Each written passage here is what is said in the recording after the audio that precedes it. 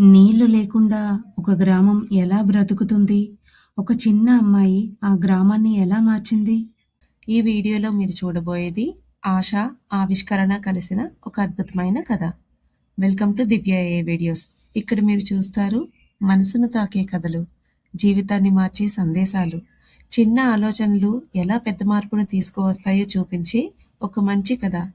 మీరు కొత్తగా చూస్తే సబ్స్క్రైబ్ చేయండి. మరి కథలోకి వెళ్ళిపోదామా? అది రాజస్థాన్‌లోని థారిపుర అని ఒక చిన్న గ్రామం. ఆ గ్రామంలో ఎండలు తీవ్రంగా ఉండేవి. చెరువులు ఎండిపోయి, బావులు ఎండిపోయి, నీళ్ల కోసం ప్రజలు చాలా మైళ్ళు దూరం నడవాల్సి వచ్చేది.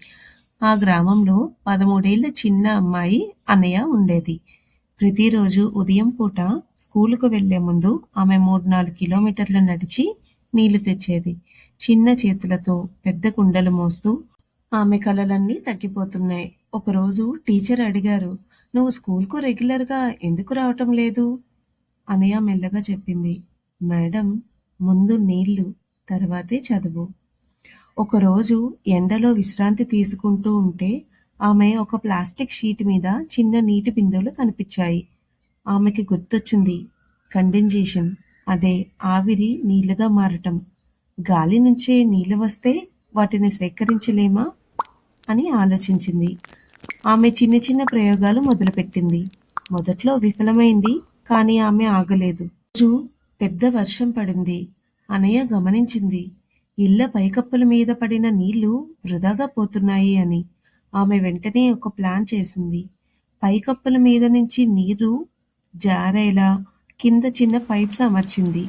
ఆ పైప్స్ ఒక పెద్ద స్టోరేజ్ ట్యాంక్కి కనెక్ట్ చేసింది. మొదటి వర్షపు మురికి నీళ్లు వేరుగా పోయేలా చిన్న ఫిల్టర్ కూడా పెట్టింది. కొద్ది రోజుల్లోనే ఆమె ఇంటి దగ్గర ఒక ట్యాంక్ నిండా వర్షపు నీళ్లు నిల్వ అయ్యాయి. అమ్మ ఆశ్చర్యపోయింది. ఇంత నీళ్లు ఎక్కడి నుంచి? అనయ నవ్వుతూ, ఆకాశం నుంచి మనమే పట్టుకున్నాం అంది. అనయ అక్కడితో ఆగలేదు. ఆమె తన టీచర్ సహాయంతో తెలుసుకుంది, గ్రామంలో భూగర్భ జలాలు ఇంకా ఉన్నాయని. కానీ సమస్య ఏంటంటే నీళ్లు పైకి తీసుకురావడానికి పవర్ ఉండాలి కదా.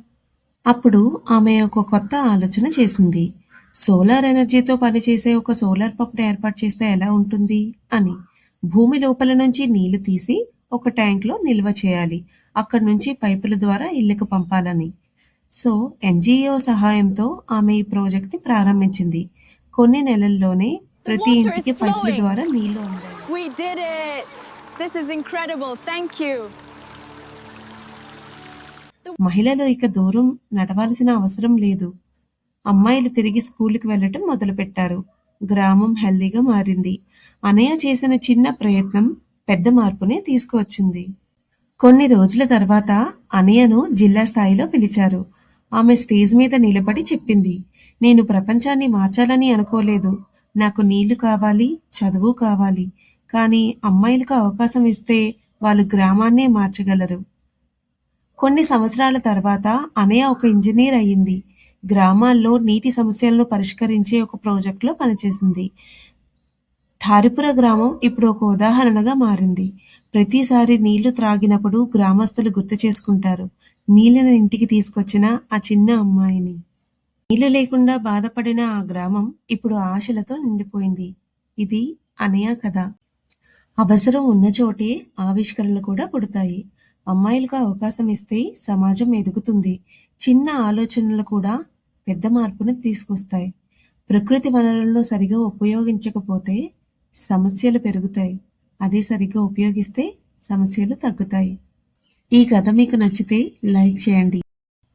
స్టార్ట్ చేసిన కొద్ది రోజుల్లోనే 100 సబ్స్క్రిప్షన్కి చేరువయ్యాను. నా వీడియోస్ని ఎండ్ వరకు చూస్తూ సపోర్ట్ చేస్తున్న ప్రతి ఒక్కరికి heart felt thank you. Me anonymous love support నాకు చాలా మోటివేషన్ ఇస్తుంది. ఇంకా మంచి కంటెంట్తో మీ ముందుకు వస్తాను. Thank you so much.